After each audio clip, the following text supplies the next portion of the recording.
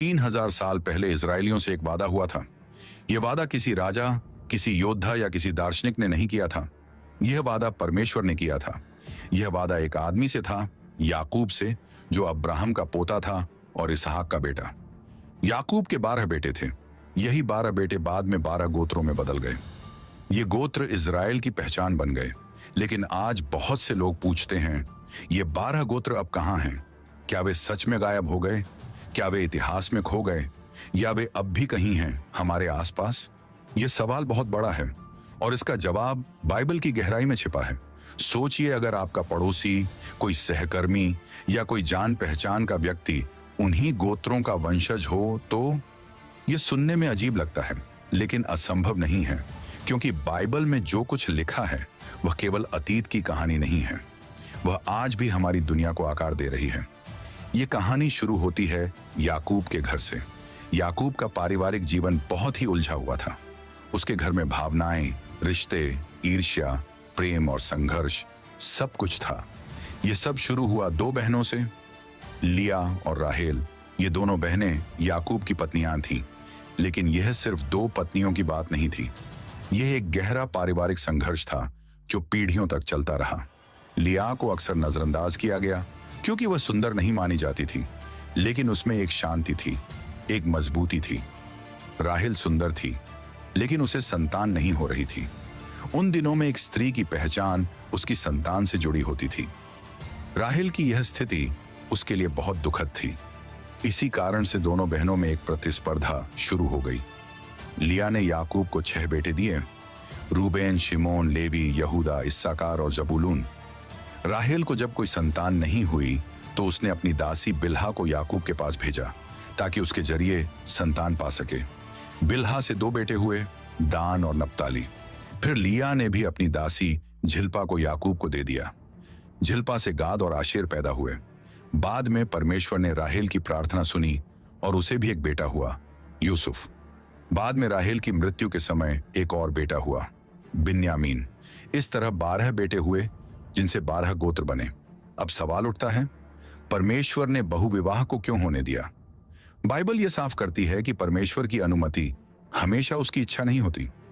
वह हमारी कमजोरियों में भी काम करता है, हमारी गलतियों के बावजूद भी अपनी योजना पूरी करता है।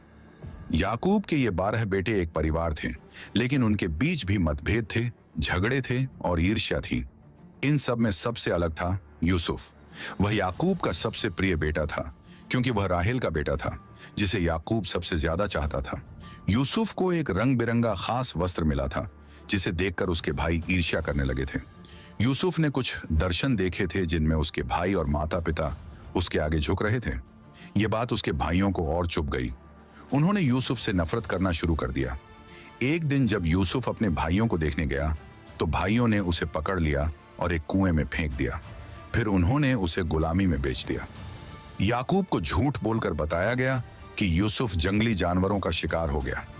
यूसुफ मिस्र पहुंच गया। वहां उसे एक अमीर अफसर के घर में नौकर बनाया गया, लेकिन वहां भी उस पर झूठा आरोप लगा और उसे जेल में डाल दिया गया। जेल में भी यूसुफ ने सपना देखने और समझाने की अपनी अद्भुत क्षमता को नहीं छोड़ा। उसने 2 लोगों के सपनों का अर्थ बताया और वही सच निकला। कुछ साल बाद मिस्र के राजा फिरौन को भी एक सपना आया जिसे कोई समझा नहीं पाया। तब यूसुफ को बुलाया गया। उसने सपना समझाया कि देश में 7 साल की बहुतायत होगी और फिर 7 साल का भयंकर अकाल आएगा। फिरौन ने यूसुफ की बुद्धि देखकर उसे मिस्र का दूसरा सबसे शक्तिशाली व्यक्ति बना दिया। अकाल ने याकूब और उसके परिवार को भी प्रभावित किया। उन्हें खाने के लिए अनाज चाहिए था और यह अनाज मिस्र में ही था। यूसुफ के भाइयों को अनाज लेने मिस्र आना पड़ा। यहां यूसुफ ने उन्हें पहचान लिया, लेकिन उनके भाइयों ने उसे नहीं पहचाना। कुछ समय बाद यूसुफ ने अपने आप को प्रकट किया और कहा, मैं ही यूसुफ हूं। यह एक भावुक पल था। भाइयों ने अपनी गलती स्वीकार की और यूसुफ ने उन्हें क्षमा कर दिया। यूसुफ ने फिरौन से अपने पूरे परिवार को मिस्र में लाने की अनुमति ली।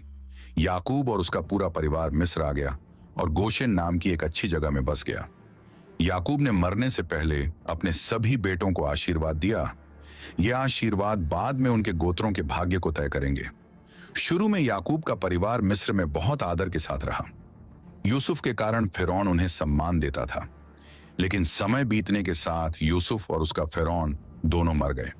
नए फिरौन ने इजरायलियों को एक खतरा समझा, क्योंकि उनकी संख्या बहुत तेजी से बढ़ रही थी और उसने उन्हें गुलाम बना लिया। अब वही लोग जो कभी राजा के साथ खाते थे, अब ईंट पत्थर ढोते थे, नगर बनाते थे और कोड़ों की मार झेलते थे। अब सवाल आता है, अगर परमेश्वर ने इन्हें चुना था तो उन्हें इतने कष्ट क्यों हुए? इसका जवाब है अब्राहम के साथ किया गया वादा। परमेश्वर ने अब्राहम से कहा था कि उसका वंश एक बड़ा राष्ट्र बनेगा, लेकिन कोई भी राष्ट्र आराम से नहीं बनता। राष्ट्र संघर्ष से बनते हैं, आग में तपकर। गुलामी वो आग थी जिसने इजराइल को तैयार किया। गुलामी के वो साल आसान नहीं थे। बच्चों को मार दिया जाता था, लोग थक कर गिर पड़ते थे और कोई रहम नहीं था। लेकिन इसी समय में परमेश्वर एक नई शुरुआत की तैयारी कर रहा था। उसने एक व्यक्ति को चुना, मूसा को। एक ऐसा बच्चा जिसे पानी में टोकरी में रखकर बहा दिया गया था और जिसे फिरौन की बेटी ने अपनाया था। मूसा ने बड़े होकर मिस्र के अत्याचारों को देखा। उसने एक मिस्री को मार दिया जो एक इस्राएली को पीट रहा था, और फिर वह मिद्यान भाग गया। वहीं परमेश्वर ने उसे जलती हुई झाड़ी में बुलाया और कहा, मैंने अपने लोगों की पीड़ा देखी है, तू जा और उन्हें निकाल ला। मूसा डरता था। उसने कहा कि वह बोल नहीं पाता, लेकिन परमेश्वर ने कहा, मैं तेरे साथ हूं। फिर शुरू हुआ एक संघर्ष मूसा और फिरौन के बीच। फिरौन ने जाने नहीं दिया तो परमेश्वर ने 10 विपत्तियां भेजी। पानी खून बना, मेंढक, कीड़े, मक्खियां, बीमारियां, टिड्डियां, अंधेरा और अंत में हर मिस्री के पहलौठे की मृत्यु। उस रात को पास्का कहा गया। इस्राएली परिवारों ने अपने घरों पर मेमने का खून लगाया ताकि मृत्यु का दूत उनके घर को छोड़ दे। इसके बाद फिरौन ने हार मान ली। इस्राएली मिस्र से निकल गए, लाखों लोग और उनके साथ परमेश्वर का वादा। यह पल केवल एक भागने का पल नहीं था, यह एक नया जन्म था। 12 गोत्रों का यह समूह अब एक राष्ट्र बनने जा रहा था। लेकिन यात्रा आसान नहीं थी। आगे लाल समुद्र था, पीछे मिस्र की सेना। लोग डर गए, लेकिन परमेश्वर ने मूसा से कहा, अपना लाठी उठाओ। समुद्र 2 भाग हो गया। लोग सूखी जमीन पर पार हो गए। जब मिस्री पीछा करते हुए आए तो समुद्र बंद हो गया और वे डूब गए। अब वे स्वतंत्र थे, लेकिन अभी एक लंबी यात्रा बाकी थी। यह यात्रा उन्हें रेगिस्तान से होकर वादा किए गए देश तक ले जाने वाली थी। यही 12 गोत्र अब परमेश्वर के वचन को सीखने वाले, उसका नियम समझने वाले और एक नई पहचान पाने वाले लोग बनने वाले थे। रेगिस्तान की यह यात्रा एक परीक्षा थी। यह केवल शरीर की नहीं, आत्मा की परीक्षा थी। हर दिन भोजन और पानी की चिंता, हर दिन नए रास्ते, हर दिन नए डर, लेकिन हर दिन परमेश्वर की उपस्थिति भी। दिन में बादल का खंभा और रात में आग का खंभा, यही उनकी दिशा थी। परमेश्वर ने इजरायलियों को सिखाया कि सिर्फ रोटी से नहीं, बल्कि उसके हर वचन से जीवन मिलता है। उसने उन्हें मन्ना दिया, स्वर्ग से भोजन। जब उन्होंने शिकायत की तो उसने धैर्य से उन्हें सहा और उसने चट्टान से पानी निकाला। जब उन्होंने मूर्तियां बनाई तो उसने उन्हें सिखाया कि केवल वही सच्चा परमेश्वर है। सिनै पर्वत पर परमेश्वर ने मूसा को बुलाया और 10 आज्ञाएं दी। ये आज्ञाएं सिर्फ नियम नहीं थीं, ये उस नए राष्ट्र की आत्मा थी जो बनने वाला था। हर गोत्र, हर परिवार, हर बच्चा अब इस व्यवस्था के अनुसार जीना सीख रहा था। परमेश्वर ने तब एक तंबू की योजना दी, पवित्र तंबू, जिसे मंडली का तंबू कहा गया। वहां परमेश्वर की उपस्थिति रहती थी, वहीं बलिदान चढ़ाए जाते थे, वहीं लेवी गोत्र की सेवा होती थी। वे उपासना और व्यवस्था के शिक्षक बने। ये पूरी तैयारी इस बात की थी कि वे वादा किए गए देश कनान में प्रवेश कर सकें। एक रात जब वे उस देश के निकट पहुंचे तो मूसा ने 12 जासूस भेजे, हर गोत्र से एक। उन्होंने देश को देखा, उसकी उपज को देखा और लौटे। लेकिन 10 जासूस डर गए। उन्होंने कहा, वहां तो दैत्य जैसे लोग हैं, हम उनके सामने टिड्डी जैसे हैं। लेकिन 2 लोग, यहोशू और कालेब, डरे नहीं। उन्होंने कहा, परमेश्वर हमारे साथ है, हम जरूर उस देश को लेंगे। लेकिन लोग डर गए। उन्होंने परमेश्वर पर भरोसा नहीं किया। इसके कारण परमेश्वर ने कहा कि यह पीढ़ी वादा किए गए देश में प्रवेश नहीं करेगी। उन्हें 40 साल रेगिस्तान में घूमना पड़ा, जब तक वह पीढ़ी समाप्त नहीं हो गई। 40 साल बाद जब नई पीढ़ी तैयार हुई तो परमेश्वर ने फिर से उन्हें देश में ले जाने की योजना बनाई। मूसा ने यरीहो के पार खड़े होकर उन्हें परमेश्वर की बातें फिर से बताईं। व्यवस्था विवरण की पुस्तक में मूसा ने देश में प्रवेश नहीं किया। वह पहाड़ पर चढ़ गया और वहीं उसकी मृत्यु हो गई। उसके बाद यहोशू ने नेतृत्व संभाला। वह वही यहोशू था जिसने कनान की धरती पर भरोसा जताया था। अब यहोशू के नेतृत्व में 12 गोत्र वादा किए गए देश की ओर बढ़े। यरदन नदी का पानी रुक गया और लोग सूखी जमीन पर चलकर पार हो गए। यह फिर एक चमत्कार था। मिस्र से निकलते समय समुद्र का चमत्कार और अब कनान में प्रवेश करते समय नदी का चमत्कार। यरीहो शहर उनकी राह में पहला कला था। परमेश्वर ने एक अनोखी योजना दी, बिना हथियारों के सिर्फ शहर के चारों ओर चक्कर लगाने की। 7वें दिन जब उन्होंने तुरही बजाया और चिल्लाए तो दीवारें गिर गईं। यह कोई सामान्य युद्ध नहीं था, यह परमेश्वर की शक्ति का प्रदर्शन था। कनान की विजय शुरू हो चुकी थी। जब यहोशू के नेतृत्व में इस्राएली कनान की धरती में दाखिल हुए तो उन्होंने केवल जमीन नहीं पाई, उन्होंने अपनी पहचान, अपने वादे और अपने इतिहास की पुष्टि की। यह वही जमीन थी जिसका वादा परमेश्वर ने अब्राहम, इसहाक और याकूब से किया था।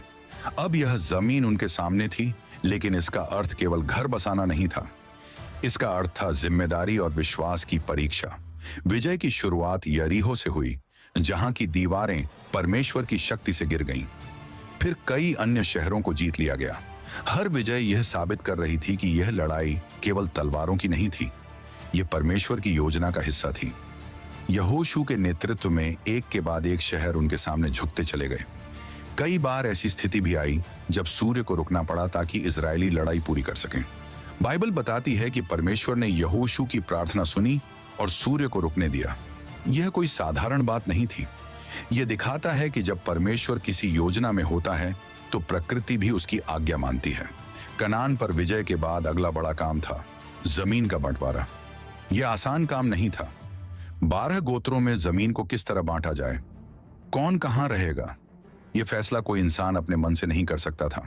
इसीलिए परमेश्वर ने एक पवित्र तरीका तय किया, एक दिव्य लॉटरी।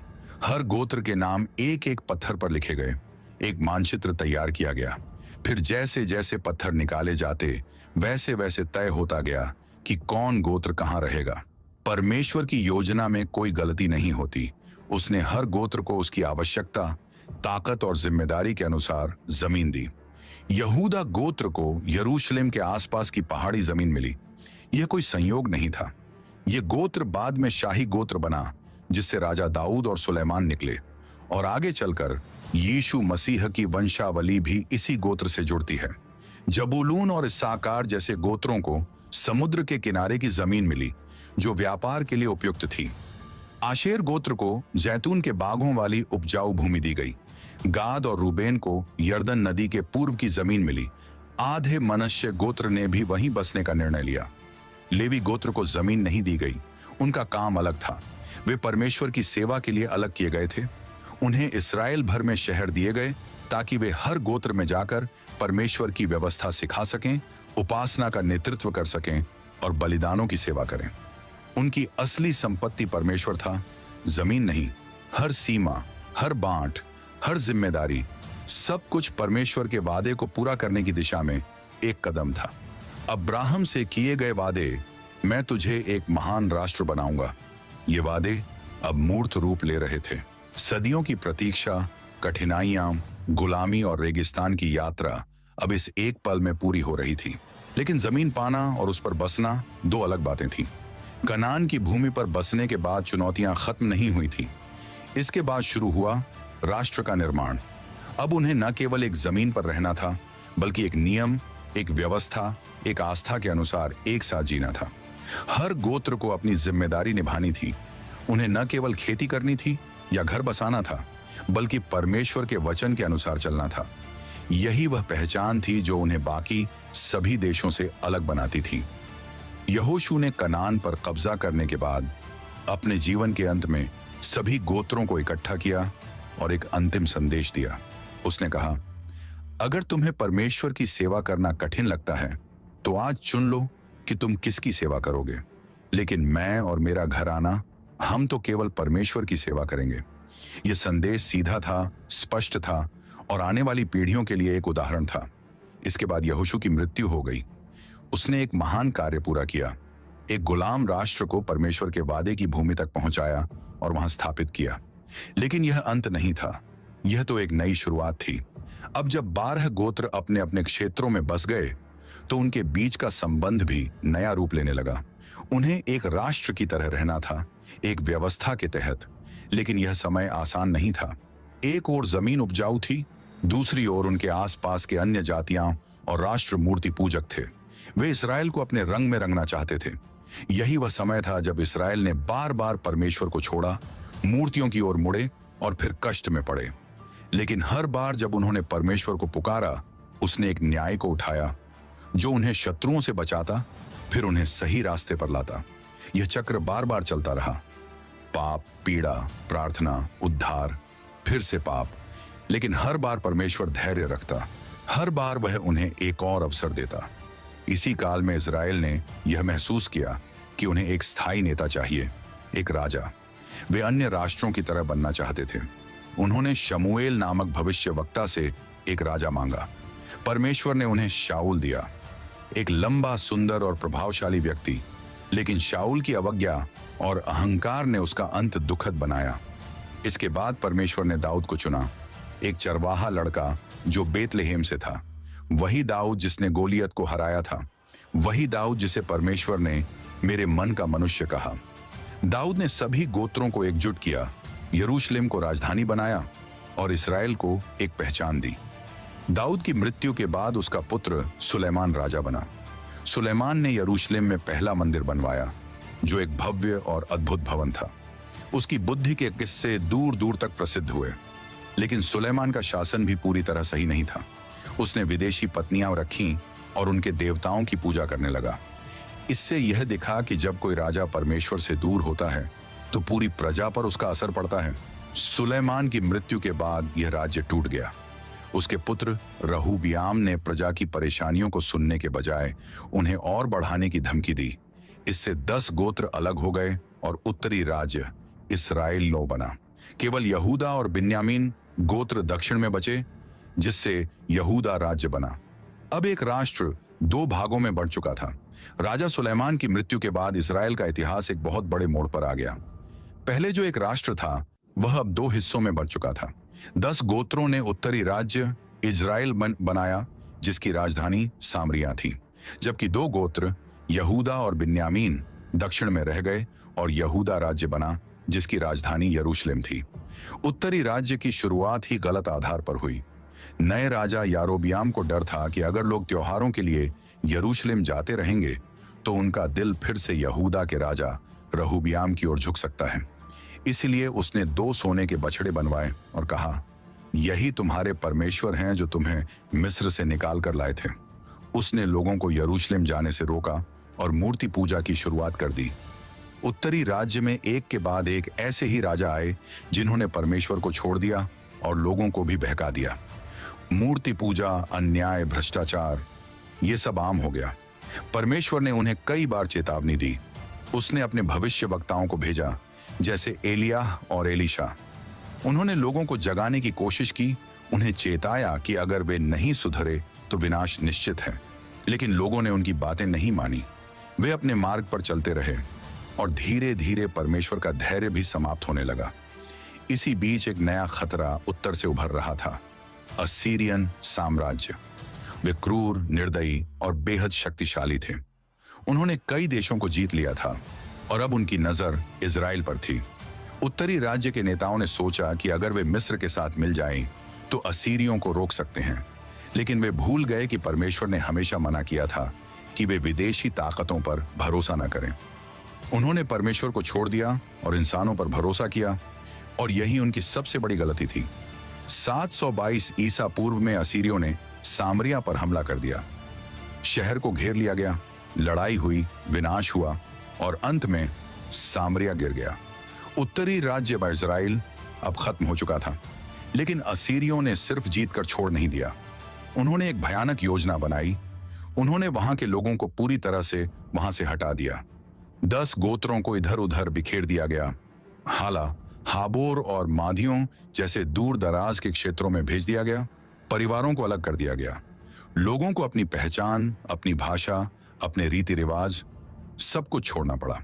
इस बिखराव ने उन 10 गोत्रों को इतिहास से लगभग मिटा दिया। यही गोत्र आज खोई हुई जनजातियां कहलाते हैं। जब यह सब हो रहा था, दक्षिणी राज्य यहूदा डर के साए में था। उन्होंने देखा कि उनके भाई बंधु जंजीरों में बांधकर ले जाए जा रहे हैं। उन्होंने सुनी वे चीखें, देखा वो धुआं जो जलते घरों से उठ रहा था। शायद उन्होंने सोचा होगा, क्या अगली बारी हमारी है? कुछ समय तक यहूदा बचा रहा। यहां अब भी मंदिर था, याजक थे, व्यवस्था का पालन होता था। कुछ अच्छे राजा भी आए, जैसे योशिया, जिन्होंने व्यवस्था का एक पुराना ग्रंथ ढूंढ निकाला और देश में एक बड़ी धार्मिक जागृति लाई। लेकिन सभी राजा अच्छे नहीं थे। जैसे मनश्शे इतने बुरे थे कि उन्होंने यरूशलेम में मूर्तियों को रखवाया, यहां तक कि मंदिर में भी। उन्होंने निर्दोष लोगों की हत्या करवाई और परमेश्वर की आज्ञाओं का अपमान किया। परमेश्वर ने फिर भविष्य वक्ताओं को भेजा, यशायाह, यिर्मयाह, यहेजकेल। उन्होंने चेतावनी दी, अगर तुम नहीं सुधरे तो वही होगा जो तुम्हारे भाइयों के साथ हुआ। लेकिन यहूदा ने भी नहीं सुना। अब एक नया साम्राज्य उभर रहा था, बेबीलोन। उन्होंने एक के बाद एक यरूशलेम पर हमले किए। पहले राजा यहोयाकीम को बंदी बनाया गया, फिर और लोग बंधुआ बनाकर बेबीलोन ले जाए गए। लेकिन सबसे बड़ा हमला 586 ईसा पूर्व में हुआ। यरूशलेम घेर लिया गया। महीनों तक लोग भूख से मरते रहे। अंत में दीवारें टूटी, शहर में आग लगा दी गई। सबसे दुखद बात यह थी कि परमेश्वर का मंदिर नष्ट कर दिया गया। वह स्थान जहां उसकी उपस्थिति रहती थी, वह राख में बदल गया। यहूदा के लोग रोते रहे। वे समझ नहीं पा रहे थे कि यह सब कैसे हुआ, लेकिन यह वही चेतावनी थी जिसे वे बार बार अनसुना करते आ रहे थे। अब यहूदा के लोग भी निर्वासन में चले गए, बेबीलोन में।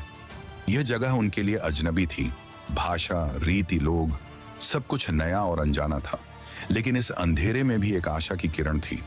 बेबीलोन में कुछ लोग ऐसे थे जो परमेश्वर के साथ अपने रिश्ते को नहीं भूले। उनमें से एक था दानिएल। उसने फिरौन के जैसे बाबुल के राजा के सपनों का अर्थ बताया। जब उसे शेरों के मान में फेंका गया, तब भी वह डरा नहीं। परमेश्वर ने उसकी रक्षा की। एक और था यहेजकेल। उसे परमेश्वर ने सूखी हड्डियों का दर्शन दिया, जिसमें हड्डियां फिर से जीवन पाती हैं। यह एक संकेत था कि चाहे लोग मरे हुए जैसे लगें, लेकिन परमेश्वर उन्हें फिर से जिंदा कर सकता है। इस बारे में मैंने पहले ही अपनी इस वीडियो में विस्तार से बताया है। ये भविष्यवक्ताओं ने यहूदा के लोगों को याद दिलाया, परमेश्वर ने तुम्हें नहीं छोड़ा, वह तुम्हें वापस लाएगा। यह अंत नहीं है। और एक दिन वक्त ने करवट ली। फारसी राजा कुसरू ने बाबुल को हरा दिया और उसने यहूदी लोगों को घर लौटने की अनुमति दी। यह कोई साधारण घटना नहीं थी। न सिर्फ उन्हें वापस जाने दिया गया, बल्कि उनके मंदिर के पुनर्निर्माण में भी मदद की गई। आप कल्पना कीजिए, जो लोग सालों से प्रदेश में थे, अब अपने टूटे शहर को देख रहे हैं।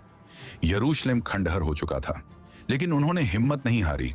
उन्होंने फिर से मंदिर बनाया, फिर से दीवारें खड़ी की, लेकिन सबसे जरूरी बात, उन्होंने अपने विश्वास को फिर से खड़ा किया। अब उन्हें समझ आ गया था, परमेश्वर केवल मंदिर में नहीं रहता, वह हर जगह है। वह बाबुल में भी उनके साथ था, वह उनके दुख में भी था, और अब वह उन्हें फिर से नया बना रहा था। जब यहूदी लोग बाबुल से वापस लौटे, तो उनके जीवन में एक नई शुरुआत हुई। अब उनके पास जमीन थी, मंदिर था, लेकिन अब उनकी सोच बदल चुकी थी। उन्होंने जान लिया था कि परमेश्वर सिर्फ यरूशलेम के मंदिर तक सीमित नहीं है, वह बाबुल में भी उनके साथ था। अब उनकी आस्था गहरी हो चुकी थी। उन्होंने सीखा कि चाहे परिस्थिति कितनी भी बुरी हो, अगर वे परमेश्वर के साथ बने रहें तो आशा कभी खत्म नहीं होती। उन्होंने मंदिर का पुनर्निर्माण किया, दीवारों को फिर से खड़ा किया, लेकिन इसके साथ साथ उन्होंने अपने विश्वास, अपनी पहचान और अपने रिश्ते को भी दोबारा खड़ा किया। यह सब कुछ किसी एक दिन में नहीं हुआ, इसमें वर्षों लगे, पर उनकी लगन और विश्वास ने इसे संभव बनाया। परंतु समय के साथ एक बार फिर हालात बदलने लगे। अब यहूदिया रोमी शासन के अधीन आ गया। एक बार फिर लोग किसी और के अधिकार में जीने लगे। अब वे फिर से एक मसीहा की बाट जोहने लगे थे, जो उन्हें छुटकारा देगा, जो उन्हें फिर से गौरव दिलाएगा। और फिर एक विशेष रात को एक छोटे से शहर बेथलहम में एक बालक का जन्म हुआ। उसका नाम था यीशु। वह यहूदा गोत्र से था। उसका जन्म साधारण था, लेकिन उसका उद्देश्य बहुत बड़ा था। जैसे जैसे यीशु बड़ा हुआ, उसने लोगों को इकट्ठा करना शुरू किया। उसने 12 शिष्य चुने। जैसे पहले 12 गोत्र थे, उसके ये शिष्य अलग अलग पृष्ठभूमि से थे। कोई मछुआरा था, कोई कर वसूलने वाला, कोई झलौट यानी विद्रोही। लेकिन यीशु ने सबको एक साथ बुलाया। उसने उन्हें सिखाया, उन्हें बदला और उन्हें एक नया दृष्टिकोण दिया। यीशु ने बार बार कहा कि वह इस्राएल की खोई हुई भेड़ों को ढूंढने आया है। उसने लोगों को परमेश्वर की ओर लौटने को कहा। उसने चमत्कार किए, लोगों को चंगा किया और धार्मिक अगुवों के दिखावटी धर्म पर सवाल उठाए। धार्मिक नेता उससे डरने लगे। उन्हें लगा कि वह उनकी सत्ता को चुनौती दे रहा है। उन्होंने षड्यंत्र रचा और उसे गिरफ्तार करवा दिया। यीशु को सूली पर चढ़ाया गया, लेकिन कहानी वहीं खत्म नहीं हुई। तीसरे दिन वह जी उठा। उसके पुनरुत्थान के बाद 40 दिनों तक वह अपने शिष्यों को मिलता रहा, उन्हें शिक्षा दी, उन्हें तैयार किया और फिर स्वर्ग में उठा लिया गया। इसके बाद पिंतेकुस्त का दिन आया। शिष्य एक कमरे में एकत्र थे। अचानक एक तेज हवा जैसी आवाज आई और आग की जीभें उनके सिरों पर दिखाई दी। वे उन भाषाओं में बोलने लगे जो उन्होंने कभी सीखी नहीं थी। पवित्र आत्मा उन पर उतारा था। यहीं से प्रारंभिक कलीसिया का जन्म हुआ। अब यीशु के शिष्य यरूशलेम से निकलकर दुनिया भर में सुसमाचार फैलाने लगे। उन्हें कई कठिनाइयों का सामना करना पड़ा, कैद, उत्पीड़न, मौत, लेकिन उन्होंने रुकने का नाम नहीं लिया। वे जानते थे कि उनका संदेश सिर्फ यहूदियों के लिए नहीं है, वह सभी के लिए है। अब एक नई बात सामने आई। 12 गोत्रों और 12 प्रेरितों के बीच एक गहरा संबंध। पुराने नियम में 12 गोत्र परमेश्वर के लोगों का प्रतिनिधित्व करते थे। अब नए नियम में 12 प्रेरित एक नए आत्मिक इजराइल की नींव बन गए थे। वे वह कार्य कर रहे थे जो गोत्रों को करना था, परमेश्वर की ज्योति को पूरी दुनिया में फैलाना। लेकिन लोग फिर भी पूछते थे, खोई हुई जनजातियां कहां हैं? क्या वे हमेशा के लिए खो गईं या वे अब भी कहीं छिपी हैं? कुछ लोगों का मानना था कि वे दूसरी संस्कृतियों में मिल गईं और समय के साथ उनकी पहचान खो गई। लेकिन कुछ को उम्मीद थी कि एक दिन वे फिर से पहचानी जाएंगी। आज के समय में जब विज्ञान और इतिहास ने मिलकर खोज की, तो कई दिलचस्प बातें सामने आईं। इथियोपिया में एक समुदाय है, बीटा इजराइल, जो खुद को दान गोत्र से जोड़ता है। उन्होंने सदियों से यहूदी परंपराओं को जीवित रखा है। अफगानिस्तान में पश्तून लोग हैं, जिनके मौखिक इतिहास में इजरायली वंश का जिक्र आता है। नाइजीरिया में इग्बो समुदाय है, जिनकी रीति रिवाज यहूदी परंपराओं से मिलती है। भारत में भी ऐसे समुदाय हैं जो खुद को इजरायली गोत्रों से जोड़ते हैं। और फिर आया साल 1948, जब लगभग 2000 सालों के बाद इजराइल राष्ट्र फिर से अस्तित्व में आया। यह कोई साधारण घटना नहीं थी, यह परमेश्वर की वफादारी का एक जीवित उदाहरण था। दुनिया भर से यहूदी लोग वापस आने लगे, अमेरिका, यूरोप, अफ्रीका, एशिया, हर कोने से। वैज्ञानिकों ने यहूदी आनुवंशिकी का अध्ययन किया और पाया कि आज के यहूदियों में प्राचीन इजरायली डीएनए के चिन्ह मिलते हैं। इससे पता चलता है कि बाइबल की बातें केवल विश्वास की नहीं, इतिहास और विज्ञान की भी गवाही देती हैं। अब एक और महत्वपूर्ण बात सामने आती है। प्रकाशित वाक्य की पुस्तक में बताया गया है कि अंत समय में परमेश्वर 12 गोत्रों के 1,40,000 लोगों को चिन्हित करेगा। यह भविष्यवाणी बताती है कि परमेश्वर ने उन्हें कभी नहीं भुलाया। ये कल्पना कीजिए, क्या होगा अगर ये सभी गोत्र आज भी हमारे बीच ही हैं? क्या होगा अगर वे सच में कभी खोए ही नहीं थे? शायद वे हमेशा से हमारे आसपास थे, केवल पहचान से बाहर। कभी कभी सबसे गहरे रहस्य हमारे सामने ही होते हैं, बस उन्हें पहचानने के लिए आंखें चाहिए। यह कहानी सिर्फ अतीत की नहीं है, यह आज भी जीवित है। आधुनिक खोजों ने दुनिया भर के कई समुदायों और प्राचीन इजरायलियों के बीच गहरा संबंध दिखाया है, चाहे वे इथियोपिया हों, भारत हों या अफगानिस्तान। यह इसलिए मायने रखता है क्योंकि यह परमेश्वर की वफादारी को दर्शाता है। मानवीय भूलों के बावजूद अब्राहम से किया गया उसका वादा आज भी कायम है। गोत्र बिखर गए, पर वे सच में खोए नहीं। ये हमें प्रेरित करता है कि हम भी इस चलती हुई कहानी में अपनी जगह को समझें, क्योंकि आपने देखा, चाहे वे दुनिया भर में फैल गए, परमेश्वर ने अपने लोगों को कभी नहीं छोड़ा।